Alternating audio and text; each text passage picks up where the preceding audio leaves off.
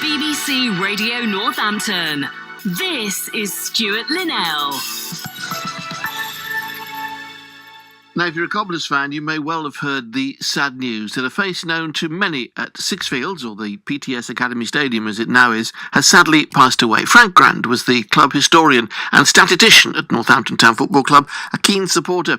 Joining me now is Ethan, that's Frank's grandson, on the line. Ethan, good afternoon to you. Thank you for joining us.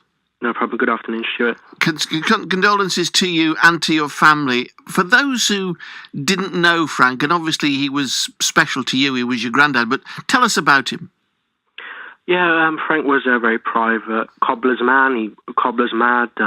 He worked for the Royal Mail for 30 years and was contributing to the club programme for over 40 years as well. And he's just cobbler's mad, really. Every second he would just talk about cobblers, and that's what we loved about him. And I gather he'd been ill for a little while. Yeah, he's been suffering from a bad illness for a while now, and he wanted to keep it private because that's who he is. And unfortunately, now is the day where he's now stopped suffering, and now he's no longer with us. But all of the family are happy in the way that now he's gone and no longer suffering.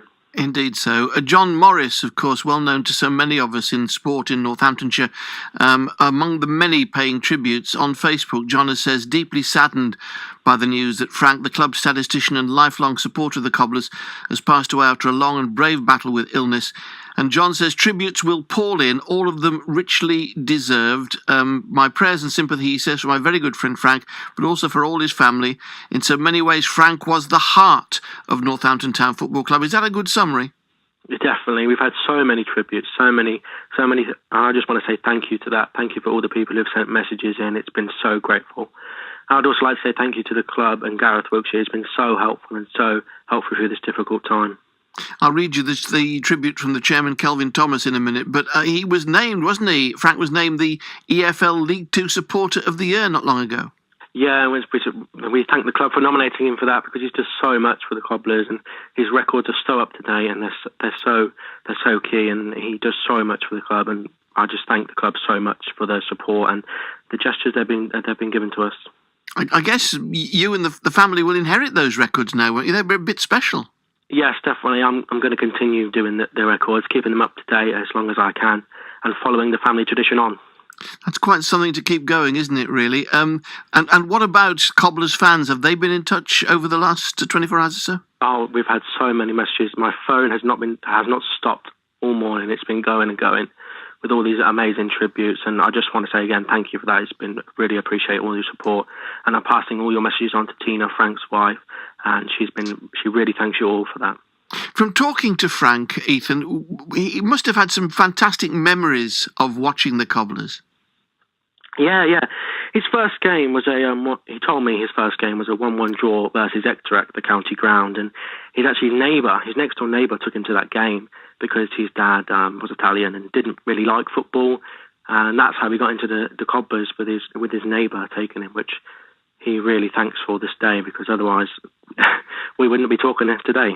We wouldn't. And he wrote books about the club, didn't he? Yeah. Frank wrote 6 books and 2 Who's Who's, and on the centenary year of the club as well. And I'm glad to tell you that we have another one on the way. Thank you to the Supporters Trust helping us with that.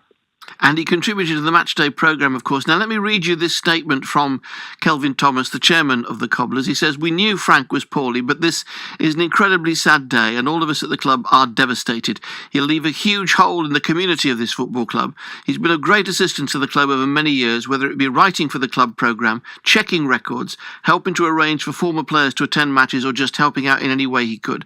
Frank also did something very special for me personally," says Kelvin, "regarding my grandfather's career when we first took over the club, which I have never forgotten. He was very much part of the family. He shared in the highs and lows, the ups and downs of the club, and he'll be sadly missed by us all. We send our best wishes to all of Frank's family and will support them however we can." That's a bit of a special message from the chairman, isn't it?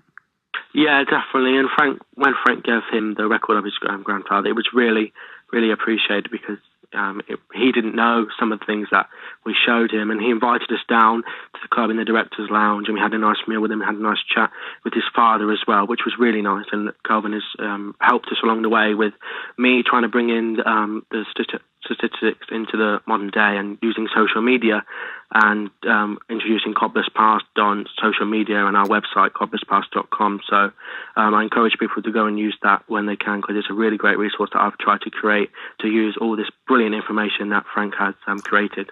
Well, look, the best of luck with maintaining that great legacy that he's left you. I suppose it's too early now to talk about funeral dates and stuff like that, is it? Yeah, it's too early about that at the minute, but as soon as we know that, we will let people know. We have thanked the club as well, because they have said that we are able to use their facilities for the wake. So, and we obviously welcome anyone to come down. And as soon, just have a look on Twitter, and we'll let you know the dates. I'll tell you what, but he would have been thrilled if they'd made the playoffs and made their way back up to League One, wouldn't he, this season? I'm sure he will, and I'm sure he's up there supporting as well. I'm sure he's cheering for them up there. Ethan, thank you so much for spending time with us, and once again, our condolences to you and the family. Thank you, Stuart. Ethan Grande, that's Frank Grande's grandson, Northampton town statistician and historian. Frank sadly having passed away after that illness that we talked about. It's BBC Radio Northampton, and it's 6:45. This is BBC Radio Northampton.